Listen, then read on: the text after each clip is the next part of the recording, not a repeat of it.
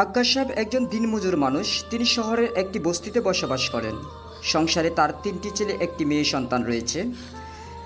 3টি ছেলে হচ্ছে ছোট, মেয়েটি হচ্ছে তার সংসারের সবচাইতে বড় সন্তান। মেয়েটির বয়স ইতিমধ্যে 13-14তে পা দিয়েছে। মেয়েটি দেখতে শুনতে অনেক সুন্দরী, তাই তো আক্কাস সাহেবের চিন্তার কোনো আদি অন্ত নেই। কারণ মনে মনে চিন্তা করেন, আমার মেয়েটি যেহেতু দেখতে অনেক সুন্দরী, আর এই বয়সে ছেলেমেয়েরা অনেক সময় ভুল পথে জড়িয়ে পড়ে, সুতরাং এই মেয়েটিকে নিয়ে তার টেনশন দিন দিন বেড়েই চলেছে। একদিন হঠাৎ করেই শুনতে পায় যে তার মেয়েটি একটি ছেলের সাথে নাকি ঘোরাফেরা করছে। এই কথাটা যখন আক্কাস সাহেব শুনতে পায়, যেই ছেলেটির সম্বন্ধে সেই কথা শুনতে পেল, সেই ছেলেটি ছিল হচ্ছে নেশাগ্রস্ত, নেশা করতো অনবরত, মাঝে মাঝে চুরি ছিনতাই করতো, এরকম নানান রকম বাজে অভ্যাস ছিল তার ভিতরে। আক্কাস সাহেব আবার অনেক টেনশনগ্রস্ত হয়ে পড়লেন। আমার মেয়েটি যদি আসলে কারোর সাথে সম্পর্ক করারই ছিল, তাহলে এইরকম একটি বাজে ছেলের পাল্লায় কেন পড়লো? এটা তো আমার পক্ষে কোনোভাবেই মেনে নেওয়া সম্ভব না। কী করবে কোনো কিছুই ভেবেচিন্তে কুলকিনারা পাচ্ছে না। হতাশাগ্রস্ত হয়ে টেনশনের বোঝা মাথায় নিয়ে বাড়ি ফিরে গেলেন। গিয়ে তার স্ত্রীর সাথে আলোচনা করলেন এবং বললেন, তুমি তোমার মেয়েটাকে একটু বুঝিও। যে ছেলেটার সম্বন্ধে আমি কথাবার্তা শুনতে পাচ্ছি, সেটা যে কোনোভাবেই ভালো না, সেটা যে কোনোভাবেই হবার নয়, এটা তার মাথায় একটু ঢুকিয়ে দিও। তার মা মনে মনে ভাবল, ইতিমধ্যে তো আমি শাসন করেছি বেশ কয়েকদিন, কিন্তু আমার স্বামীকে জানাই নাই। কিন্তু আজ যেহেতু স্বামীর কানে কথাটা চলে গিয়েছে, সুতরাং এই বিষয়টা ধীরে ধীরে গভীর বা সিরিয়াস হয়ে যাচ্ছে। এটার সম্বন্ধে আমাকে কিছু একটা করতে হবে। তারপর দিন মেয়েকে ডেকে আনলো এবং ঘরের ভিতরে বসিয়ে চুপি চুপি শাসন করার চলে কয়েকটা চর তাপ্পর মারল এবং বলল যে এই কথাটি তোর বাবার কানে চলে গিয়েছে। তোর যদি সম্পর্ক করারই থাকে, তাহলে ভালো একটি ছেলের সাথে সম্পর্ক করতে পারতি। এমন একটা ছেলের সাথে সম্পর্ক করেছিস যেই ছেলেটিকে আমরা কোনোদিন মেনে নিতে পারবো না, এবং এই ছেলেটির কোনো একটা অভ্যাস ভালো নেই। মেয়েটি এবার ভুল স্বীকার করলো, বলল যে আমি এই ছেলেটির সাথে আর জিন্দিগিতে কোনোদিন কথা বলবো না। কিন্তু তারা যেহেতু অল্প বয়সী ছেলে মেয়ে, সুতরাং এইসব কথাবার্তা তাদের মাথায় খুব বেশি একটা ঢোকে না। 2-1 দিন পর আবারও সেই ছেলেটির সাথে মেলামেশা করতে শুরু করলো। এভাবে বেশ কয়েকদিন চলে যেতে থাকলো। মা বারবার শাসন করতেছে, কিন্তু মেয়েটা বারবার ভুল স্বীকার করে আবারও সেই ছেলেটির সাথেই মেলামেশা করতেছে, ওঠা বসা করতেছে, কথা বলা বলি করতেছে।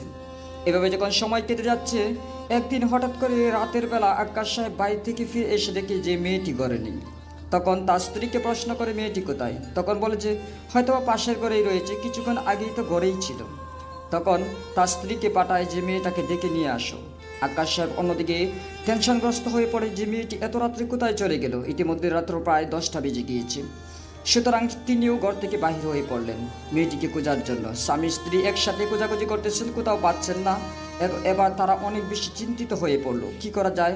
চারদিকে ছোটাছুটি করতেছে, কারো কাছে ওইভাবে জিজ্ঞাসা করতে পারতেছে না, যেহেতু বিয়ে সংক্রান্ত বিষয়, সুতরাং এখানে মান সম্মানের বিষয় জড়িত রয়েছে। অনেক খোঁজাখুঁজি করার পর একটি ফাঁকা ঘরে সেই ছেলেটিকে আর তার মেয়েটিকে একসাথে দেখতে পায়। তারা কথা বলছে, হাসাহাসি করছে, দুষ্টামি করছে। সেখান থেকে আক্কাস সাহেবের স্ত্রী সেই মেয়েটির হাত ধরে টেনে টেনে নিয়ে আসলো। তারপর ঘরের ভিতর নিয়ে এসে কিছুটা মারধর করলো এবং আক্কাস সাহেব অনেক অনুনয় বিনয় করে সেই মেয়েটিকে বোঝানোর চেষ্টা করলো, মারে আমরা গরিব মানুষ, আমাদের টাকা পয়সা নেই, ঘরবাড়ি নেই, সহায় সম্পত্তি নেই, আমাদের শুধুমাত্র পুঁজি হলো মান সম্মান। সেই সম্মানটুকু যদি তুই নষ্ট করে ফেলিস, তাহলে আমার গলায় দড়ি দেওয়া ছাড়া আর কোনো রাস্তা থাকবে না। কারণ গরিবের সম্মান না থাকলে এই জীবন থাকাও যেই কথা, না থাকাও সেই একই কথা। মেয়েটি এবার কান্নাকাটি করে বাবার মায়ের সামনে বলল যে ঠিক আছে, আমি আর কোনো দিন এরকম কাজ করব না। কিন্তু দেখতে দেখতে যখন সময় কিছুটা পার হয়ে গেল, তারপর আবারও তারা সেভাবেই কথা বলতে থাকলো, মিশামিশি করতে থাকলো। এবার আক্কাস সাহেব বলল যে ঠিক আছে, চলো মেয়েটাকে আমরা আমাদের গ্রামের বাড়িতে রেখে আসি, কারণ তাকে এভাবে শাসন করে কন্ট্রোল করতে যেহেতু আমরা পারছি না, সুতরাং এইভাবে তাকে আর শাসন করে কোনো লাভও হবে না। এই কথা ভেবে তারা দুইজন পরদিন সেই মেয়েটিকে নিয়ে গ্রামের বাড়িতে চলে যায়। মেয়েটিকে রেখে যখন চলে আসে, তখন সেই বাজে ছেলেটি, সেই নেশাগ্রস্ত ছেলেটি, যেই ছেলেটি তার মেয়ের প্রেমিক ছিল, সে মনে মনে চিন্তা করতে থাকলো মেয়েটিকে কোথায় রেখে এসেছে।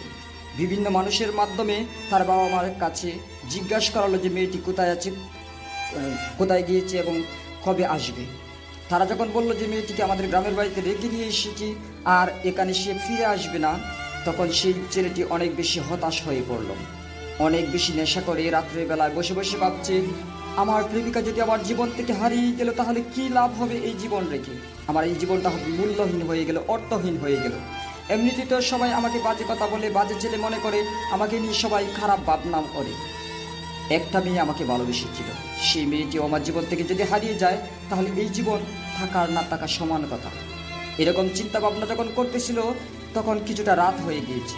অন্যদিকে আক্কাস সাহেব নিজের কাজকর্ম সেরে বাড়িতে ফিরে আসতেছিল। সেই ছেলেটি যখন আক্কাস সাহেবকে দেখতে পেল হঠাৎ করে রাস্তার ভিতরে, সে তখন নেশায় মগ্ন ছিল, সে তখন নেশাগ্রস্ত ছিল, সে তখন মাতাল ছিল।